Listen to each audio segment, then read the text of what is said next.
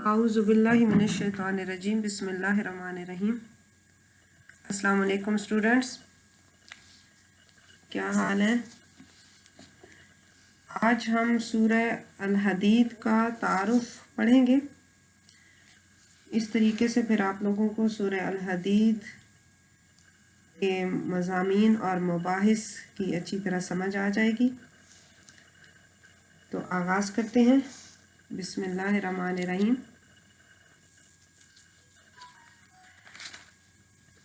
سورہ الحدید کا قرآن پاک کی موجودہ ترتیب کے مطابق 57 نمبر ہے اور یہ سورت 27ویں پارے میں ہے۔ اس میں 29 آیات اور 4 رکوع ہیں، یعنی یہ سورت 29 آیات اور 4 رکوع پر مشتمل ہے اور یہ مدنی سورت ہے۔ تفہیم القرآن میں مولانا مودودی رحمۃ اللہ علیہ نے سورت کا زمانہ نزول بیان کرتے ہوئے لکھا ہے کہ اس کے مضامین پر غور کرنے سے معلوم ہوتا ہے کہ غالباً یہ جنگ احد اور صلح حدیبیہ کے درمیان کسی زمانے میں نازل ہوئی ہے، اور یہ وہی زمانہ تھا جب مدینہ کی مختصر سی اسلامی ریاست کو ہر طرف سے کفار نے گھیر رکھا تھا اور سخت بے سر و سامانی کی حالت تھی، اور اہل ایمان کی مٹھی بھر جماعت تھی اور پورے عرب کی طاقت اس کا مقابلہ کر رہی تھی۔ تو اس حالت میں اسلام کو اپنے پیروکاروں سے صرف جانی قربانی ہی درکار نہیں تھی بلکہ مالی قربانی بھی درکار تھی۔ تو ایک تو اس صورت کا جو مرکزی موضوع ہے وہ ہے انفاق فی سبیل اللہ، کیونکہ اس میں اس وقت مالی قربانی کی بہت زیادہ ضرورت تھی۔ تو اس طرح اس صورت کا جو زمانہ نزول ہے وہ 4 ہجری اور 5 ہجری کے درمیان قرار پاتا ہے۔ جی سورت کا بنیادی موضوع جو ہے وہ انفاق فی سبیل اللہ کی تلقین ہے۔ اچھا، اس سورت کی کچھ خصوصیات بھی ہیں سورہ حدید کی۔ سب سے پہلی بات تو یہ ہے کہ اس سورت کا آغاز اللہ تعالیٰ کی صفات سے ہوا ہے، اور مسلسل اللہ تعالیٰ کی صفات اس میں جو ہے شروع کی آیات میں اللہ تعالیٰ کی صفات کا اظہار ہوا ہے، اور اس کے بعد پھر انفاق فی سبیل اللہ کے پوائنٹس جو ہے وہ شامل کیے گئے ہیں۔ تو اللہ تعالیٰ نے پہلے اپنی صفات کا اظہار کیا، اور دوسرا اس سورہ حدید کی یہ خصوصیت ہے کہ اس کا آغاز جو ہے وہ حدیث پاک کے مطابق، یعنی کہ رسول اللہ صلی اللہ علیہ وسلم کی حدیث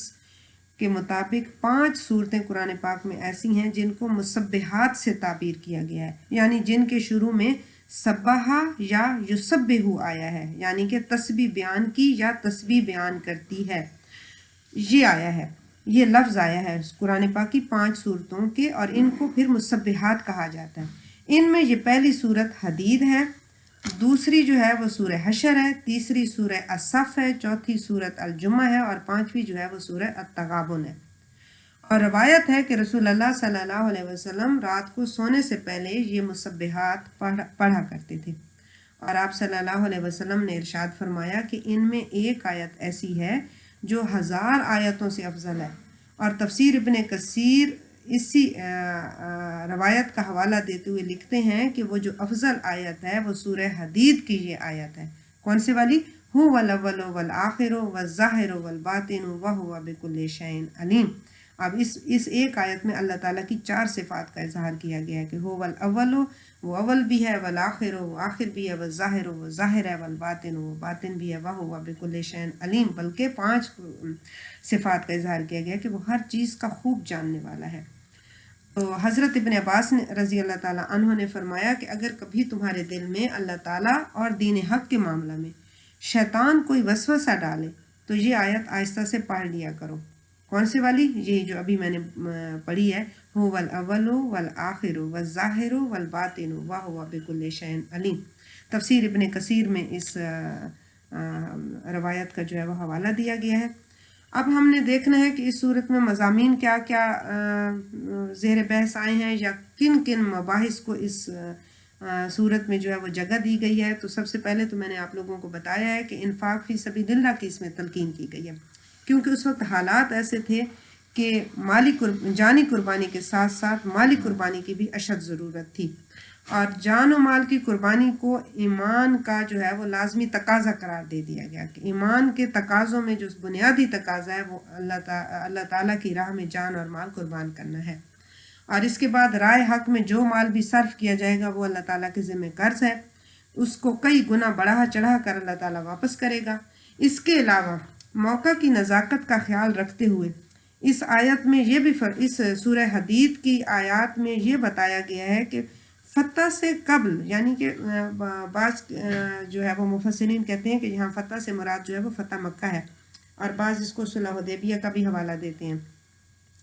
لیکن بہرحال آیت کا جو حوالہ دیا گیا وہ یہ ہے کہ فتح سے قبل مال خرچ کرنے والوں کا جو اجر ہے وہ فتح سے بعد میں جنہوں نے مال خرچ کیا ہے، فتح سے قبل مال خرچ کرنے والوں کا اجر قدرے زیادہ ہے، یعنی کہ بہت زیادہ ہے۔ اس کی وجہ یہ ہے کہ موقع کی نزاکت کے مطابق، کیونکہ فتح سے قبل زیادہ جانی اور مالی قربانی کی ضرورت تھی، اور فتح کے بعد تو حالات زیادہ بہتر ہو گئے تھے، تو پھر اللہ تعالیٰ تو بہت بڑا قدردان ہے نا، تو اگر مال خرچ کیا جائے، جس حال میں بھی خرچ کیا جائے، جس وقت بھی خرچ کیا جائے، تو اس کی قدر بہت زیادہ ہوتی ہے۔ لیکن موقع کی مناسبت سے اگر کوئی چیز خرچ کی جائے، یعنی اس چیز کی اشد ضرورت پیش آ رہی ہوتی ہے اور اس وقت وہ چیز خرچ کی جائے، تو پھر اللہ تعالیٰ اس سے بڑھ کر قدردان ہے، اور اللہ فرماتا ہے کہ پھر تو میں اور کئی گنا بڑھا کر جو ہے وہ خرچ کرتا ہوں۔ بالکل ایسے ہی جیسے معاشرے میں، جیسے ملک میں، جیسے قوموں میں کبھی ایسے حالات پیش آ جاتے ہیں کہ انسانوں کے انفاق کی جو ہے وہ بہت زیادہ ضرورت پیش آ جاتی ہے، انسانوں کو زکوٰۃ کی بہت زیادہ ضرورت پیش آ جاتی ہے، انسانوں کے صدقات اور خیرات کی بہت زیادہ ضرورت پیش آ جاتی ہے، تو اس وقت اس کا اجر جو ہے وہ اللہ تعالیٰ کئی گنا بڑھا دیتا ہے کہ اس وقت جو ہے وہ انسان کی مشکل کو دور کرنے کے لیے جو ہے وہ مال خرچ کر رہا ہے۔ تو ایک تو اس میں یہ مضمون ہے کہ انفاق فی سبیل اللہ کی اس میں بہت تلقین کی گئی، اور اللہ تعالیٰ نے اپنا جو ہے وہ فرمایا ہے کہ میں کئی گنا بڑھا کر، یعنی میرے ذمہ یہ قرض ہے اور میں اس مال کو کئی گنا بڑھا کر جو ہے وہ واپس کروں گا۔ دوسرا، اللہ تعالیٰ نے اس آیت میں یہ بھی فرما دیا ہے اس صورت میں کہ آخرت میں نور جو ہے وہ انہی اہل ایمان کو نصیب ہوگا جنہوں نے اللہ کی راہ میں اپنا مال خرچ کیا ہو، اور پھر ساتھ ہی یہ بھی بتا دیا گیا کہ منافقین اس نور سے محروم رہیں گے، اور وہ پھر کہیں گے صحیح کہ ہمیں جو ہے وہ ہمیں بھی اس نور میں سے راستہ دو، لیکن ان کے درمیان جو ہے وہ ایک دیوار حائل کر دی جائے گی جس میں ایک دروازہ ہوگا، اور اس دروازے کے اندر رحمت ہوگی اور باہر عذاب ہوگا، یعنی کہ مومنین کے لیے رحمت ہی رحمت ہوگی اور منافقین کے لیے جو ہے وہ عذاب ہوگا۔ اس کے علاوہ اللہ نے اس صورت میں یہ بھی فرمایا ہے کہ اللہ کے نزدیک صدیق اور شہید صرف وہ اہل ایمان ہیں جو اپنا مال صدق کے دل سے اللہ کی راہ میں خرچ کرتے ہیں، بغیر کسی ریاکاری کے اللہ کی راہ میں خرچ کرتے ہیں۔ جی، سورہ حدید میں ہی ایک مضمون جو ہے وہ دنیا کی بے ثباتی کا ذکر کیا گیا ہے، اور اس کو ایک مثال کے ذریعے سمجھایا گیا ہے کہ یہ دنیا کی زندگی جو ہے وہ کھیل تماشا ہے، لہون و لعبن، کھیل تماشا ہے، ظاہری خوبصورتی ہے، زیبائش و آرائش ہے، ایک دوسرے پر فخر جتانا ہے، اور مال و اولاد میں ایک دوسرے بڑھ جانے کی کوشش میں لگے رہنا ہے، اور یعنی کہ دھوکہ اور فریب کا سامان ہے یہ دنیا۔ اور دنیا کی زندگی کو اسی آیت میں جو ہے وہ پانچ درجے جو ہے وہ ظاہر کر کے بتایا گیا کہ لہون ہے، لعب ہے، زینت ہے، تفاخر ہے، اور ایک دوسرے سے آگے بڑھ جانے، مال اور اولاد کی کثرت میں ایک دوسرے سے آگے بڑھ جانے کی کوشش میں لگے رہنا ہے۔ اب لہو جو ہے وہ کھیل تماشے کو کہتے ہیں، اور وہ کھیل تماشا جو بچپن میں بچے کھیلتے ہیں جس کا کوئی فائدہ نہ ہو، اور اسی طرح لعب جو ہے وہ تھوڑا سا بڑے ہو کر جو بچے کھیلتے ہیں جس میں تھوڑا سا نفع بھی ہو جاتا ہے، جس میں تھوڑا سا منافع بھی ہو جاتا ہے، جیسے یہ معارف القرآن میں مفتی محمد شفیع صاحب نے کہا ہے کہ جیسے ورزش ہو گئی، یہ ہے تو کھیل لیکن اس سے کچھ فائدہ بھی ہوتا ہے، تو لہو اور لعب میں یہ فرق ہے کہ لہو بغیر کسی فائدے کے کھیل ہے، اور لعب جو ہے وہ تھوڑے سے فائدے والا کھیل ہے۔ لیکن یہ دنیا کی زندگی جو ہے بالکل اسی طرح بچپن، لڑکپن، پھر جوانی اور پھر بڑھاپا، اور اس طریقے سے یہ درجہ بدرجہ آگے چلی جاتی ہے۔ یہ دنیا کی زندگی بالکل عارضی زندگی ہے، اور اس کی پھر مثال قرآن پاک نے بہت خوبصورت انداز میں فرمائی ہے کہ اس کی مثال اس کھیتی کی طرح ہے جو پہلے آپ لوگ دیکھتے ہو کہ بالکل سرسبز و شاداب ہوتی ہے، پھر وہ زرد ہونے لگ جاتی ہے، جب کھیتی پک جاتی ہے نا تو پھر اس کا رنگ زرد ہونے لگ جاتا ہے، اور آخر کار وہ بھس بن کر رہ جاتی ہے، یعنی بالکل ختم ہو جاتی ہے، اس کو کاٹ دیتے ہیں، گندم الگ ہو جاتی ہے، یا اسی طرح بھوسا الگ ہو جاتا ہے، یا جیسی بھی اجناس ہیں وہ الگ ہو جاتی ہیں۔ مطلب کیا ہے کہ دنیا کی تمہارے سامنے یہ ساری باتیں موجود ہیں کہ دنیا کی زندگی کی مثال اس کھیتی کی طرح ہے جو پہلے سرسبز و شاداب ہوتی ہے، پھر وہ زرد پڑ جاتی ہے اور آخر کار بھس بن کر رہ جاتی ہے۔ اصل زندگی جو ہے یہ دنیا کی بے ثباتی اور اس کی مثال دی ہے۔ اصل زندگی اللہ فرماتا ہے کہ آخرت کی زندگی ہے، اور پھر اس آخرت کی زندگی میں جو ہے وہ جہاں عذاب شدید بھی ہوگا اور اللہ کی مغفرت اور اس کی خوشنودی بھی ہوگی۔ اور اگر تم دنیا کی زندگی میں دوڑ لگانے کی کوشش کر رہے ہو، اگر دوڑ لگانی ہے، اگر ایک دوسرے سے آگے بڑھنے کی کوشش کرنی ہے، جیسے وہ پچھلی آیت میں بتایا تھا کہ ایک دوسرے سے یعنی کہ مال اور اولاد کی کثرت میں ایک دوسرے سے آگے بڑھتے ہو، تو آگے اس میں اللہ تعالیٰ نے فرمایا ہے کہ اللہ کی مغفرت، اور اگر آگے بڑھنا بھی ہے، اگر دوڑ لگانی بھی ہے، تو پھر سابقوا الی مغفرۃ من ربکم وجنۃ ارضھا کارض السماء والارض اعدت للذین آمنوا باللہ ورسلہ۔ اگر دوڑ لگانی ہے، اگر ایک دوسرے سے آگے بڑھنا ہے، تو پھر سابقوا الی مغفرۃ من ربکم، اللہ کی مغفرت کی طرف دوڑو، اللہ کی بخشش کی طرف دوڑو، ادھر دوڑ لگاؤ۔ جو مستقل زندگی ہے، وہ جنت، اور اس جنت کی طرف دوڑنے کی کوشش کرو، اس جنت کو حاصل کرنے کی کوشش کے لیے جو ہے وہ مقابلہ کرو ایک دوسرے کے ساتھ، جس کی وسعت جو ہے آسمان اور زمین کے برابر فرما دی ہے۔ اور پھر جو کس کے لیے تیار کی گئی ہے؟ جو اللہ اور اس کے رسولوں پر ایمان لایا، اس کے لیے یہ تیار کی گئی ہے۔ جی، تو اس میں ایک یہ مضمون دنیا کی بے ثباتی کا ہے۔ اس کے علاوہ سورہ حدید میں ہی ایک جو ہے وہ آیت ہے جس میں لکھا گیا ہے کہ جو دنیا میں تکلیف آتی ہے، یا دنیا میں جو خوشی ملتی ہے، یا دنیا میں کوئی راحت اور مصیبت آتی ہے، وہ اللہ تعالیٰ کے پہلے سے لکھے ہوئے فیصلے کے مطابق آتی ہے، یعنی کہ وہ نوشتہ تقدیر میں ہوتی ہے، وہ لکھی ہوئی ہوتی ہے۔ اب اس کے لیے پھر ایک اصول اور ضابطہ بھی مقرر کر دیا ہے، اور وہ اصول اور ضابطہ کیا مقرر کیا ہے کہ اس میں مومن کا کردار یہ ہونا چاہیے کہ اگر مصیبت آئے تو پھر اس میں وہ ہمت نہ ہار کر بیٹھ جائے، پریشان نہ ہو کر بیٹھ جائے، بزدل نہ ہو کر بیٹھ جائے، بلکہ اس میں صبر کرے، اور اگر خوشی اس کو میسر ہو تو پھر اس پر اترانے نہ لگ جائے، اس پر پھولے نہ سمانے لگ جائے، اس پر فخر نہ کرنے لگ جائے، کیونکہ فخر اور غرور تو اللہ کو پسند ہی نہیں ہے، بلکہ کیا کرے؟ شکر کرے۔ اب اس کا نچوڑ یہ ہے کہ دنیا میں جو بھی کوئی تکلیف یا خوشی ملتی ہے تو مومن کا کردار یہ ہے کہ خوشی میں وہ اللہ کا شکر ادا کرے، اور مصیبت اور تکلیف میں جو ہے وہ صبر کرے۔ اور پھر ساتھ ہی ساتھ منافقوں کا کردار اور کافروں کا کردار بھی فرما دیا ہے کہ جب ان کو کوئی خوشی ملتی ہے تو وہ اللہ کی خوشی تو اللہ تعالیٰ کی طرف سے ملتی ہے، اور جب وہ خوشی ملتی ہے یا کوئی نعمت ان کو ملتی ہے تو وہ اس نعمت میں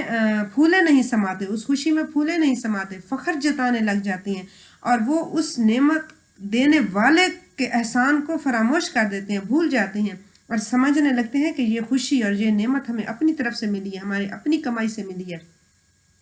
اور وہ فخر جتانے لگ جاتے ہیں۔ اور پھر کیا ہے کہ جو نعمت ان کو ملی ہے یا جو کچھ ان کو ملا ہے، اس میں سے نہ تو خود خرچ کرتے ہیں، یعنی بخل سے کام لیتے ہیں، نہ ہی دوسروں کو خرچ کرنے کا مشورہ دیتے ہیں۔ تو یہ منافقانہ کردار جو ہے وہ بھی ساتھ ہی بیان کر دیا گیا ہے کہ مومن کا کردار تو یہ ہونا چاہیے کہ تکلیف میں صبر کرے اور خوشی میں جو ہے وہ شکر ادا کرے، اور فخر اور غرور نہ کرے، کیونکہ اللہ تعالیٰ کو فخر اور غرور جو ہے وہ پسند نہیں ہے۔ ساتھ ہی منافق کا کردار بھی بتا دیا گیا کہ وہ کیا کرتے ہیں، جب ان کو خوشی ملتی ہے تو وہ اترانے لگ جاتے ہیں، اور پھر وہ خوشی دینے والی ہستی کو بھول جاتے ہیں، اور پھر وہ خود بھی بخل سے کام لیتے ہیں اور دوسروں کو بھی بخل کا مشورہ دیتے ہیں۔ جی، اس کے بعد کا جو مضمون ہے وہ یہ اللہ تعالیٰ نے جو ہے وہ آیت نمبر 25 میں اللہ تعالیٰ نے فرمایا، اور اسی آیت سے ہی جو ہے وہ اس صورت کا نام بھی وَأَنزَلْنَا الْحَدِيدَ، حدید جو ہے وہ لوہے کو کہتے ہیں، اور اس صورت کا نام بھی اسی آیت کی وجہ سے ہے۔ اور اس میں اللہ تعالیٰ نے جو ہے وہ فرمایا ہے کہ جتنے بھی دنیا میں پیغمبر بھیجے، اللہ تعالیٰ نے ان پیغمبروں کو 3 چیزیں دے کر بھیجیں، ایک واضح ہدایات، البینات، واضح ہدایات، دوسرا کتاب، اور تیسرا جو ہے وہ میزان عدل۔ یہ 3 چیزیں پیغمبروں کو دے کر بھیجیں تاکہ لوگ جو ہے وہ انصاف پر قائم، لوگوں کو جو ہے لوگ انصاف پر قائم رہے، معاشرہ جو ہے وہ انصاف، عدل و انصاف پر قائم رہے۔ اور اس کے ساتھ ہی اسی 25 نمبر کی آیت میں اللہ تعالیٰ نے فرمایا کہ پیغمبروں کو بھیجا، اور ہر پیغمبر کے ساتھ یہ 3 چیزیں جو ہے وہ بھیج دیں، بینات، واضح نشانیاں، واضح ہدایات، کتاب اور میزان عدل۔ اور اس کے ساتھ ہی فرمایا کہ وَأَنزَلْنَا الْحَدِيدَ، اور ہم نے لوہا بھی نازل کیا۔ حدید کس کو کہتے ہیں؟ لوہے کو کہتے ہیں۔ اور ہم نے لوہا بھی نازل کیا، اور اس لوہے کی دو صفات بھی بیان فرما دی کہ اس میں باس شدید، سختی بھی رکھ دی تاکہ باطل کا سر کچلا جا سکے، حق و انصاف کا بول بالا کیا جا سکے، اور فیہ منافع للناس، اور اس میں لوگوں کے لیے فوائد بھی رکھ دیے۔ اب یہ لوہے کے ساتھ دو صفات بیان کر دی ہیں، اور اس میں کیا حکمتیں تھیں کہ ایک تو یہ لوہا جو ہے باطل کا سر کچلنے کے لیے بھی استعمال ہوتا ہے، اس سے جنگی آلات بنتے ہیں، اور سیاسی طاقت جو ہے وہ بھی اس طرف اشارہ ہے، کیونکہ اس سے پہلے جو ہے وہ غزوات کا ذکر تھا۔ اور پھر فیہ منافع للناس، اس میں لوگوں کے لیے فوائد بھی رکھ دیے۔ اب آج اگر آپ لوگ دیکھیں تو جس قدر بھی دنیا میں صنعتیں ہیں، جس قدر بھی ایجادات اور مصنوعات دنیا میں وجود میں آ رہی ہیں یا آئندہ ہو رہی ہیں، ان سب میں لوہے کی ضرورت ہے۔ لوہے کے بغیر کوئی صنعت بھی نہیں چل سکتی۔ تو یہ اللہ تعالیٰ نے فرمایا کہ اس میں ہم نے منافع بھی رکھ دیے لوگوں کے لیے۔ جی، اس کے بعد اللہ تعالیٰ کی طرف سے مسلسل انبیاء کا سلسلہ جاری رہا، انبیاء آتے رہے، ان کی دعوت پر کچھ لوگ جو ہے وہ سیدھے راستے پر چلتے رہے، اور اکثر جو ہے وہ فاسق بنے رہے۔ پھر عیسیٰ علیہ السلام آئے، ان کی تعلیم سے لوگوں میں بہت سی اخلاقی خوبیاں بھی پیدا ہوئیں، مگر ان کی امت نے رہبانیت اختیار کر لی، رہبانیت کی بدعت اختیار کر لی۔ اب یہ رہبانیت کیا ہے؟ رہبانیت کا لفظ جو ہے رہب سے نکلا ہے، اور رہب کے معنی جو ہے وہ خوف کے ہیں، تو رہبانیت کا مطلب ہو گیا خوف کی حالت میں ہونا۔ تو اصطلاحاً اس سے مراد یہ ہے کہ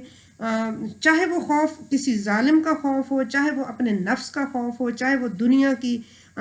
جو ہے وہ لذتوں کا خوف ہو، تو اس خوف سے دور بھاگ جانا جو ہے وہ رہبانیت کہلاتا ہے۔ تو شرعی اصطلاح میں اس سے مراد یہ ہوا کہ ترک دنیا، یعنی کہ دنیا کو چھوڑ کر کہیں دور بھاگ جانا، جنگلوں میں، دنیاوی زندگی سے بھاگ کر جنگلوں میں اور پہاڑوں میں جو ہے وہ پناہ لینا، اس کو رہبانیت کہتے ہیں۔ اب اسلام میں جو ہے وہ رہبانیت منع ہے۔ آپ صلی اللہ علیہ وسلم کا واضح فرمان ہے کہ لا رہبانیت فی الاسلام، اسلام میں رہبانیت نہیں ہے۔ اور پھر آپ صلی اللہ علیہ وسلم کی ایک حدیث یہ بھی ہے کہ آپ صلی اللہ علیہ وسلم نے فرمایا تھا رہبانیت ہذہ الامت الجہاد فی سبیل اللہ، اس امت کی رہبانیت جو ہے وہ جہاد فی سبیل اللہ ہے، یعنی کہ روحانی ترقی کا راستہ جو ہے وہ ترک دنیا نہیں ہے، پہاڑوں اور جنگلوں میں جا کر گوشہ نشینی اختیار کرنا نہیں ہے، بلکہ میری امت کے لیے روحانی ترقی کا راستہ اللہ کی راہ میں جہاد کرنا ہے۔ وآخر دعوانا ان الحمد للہ رب العالمین۔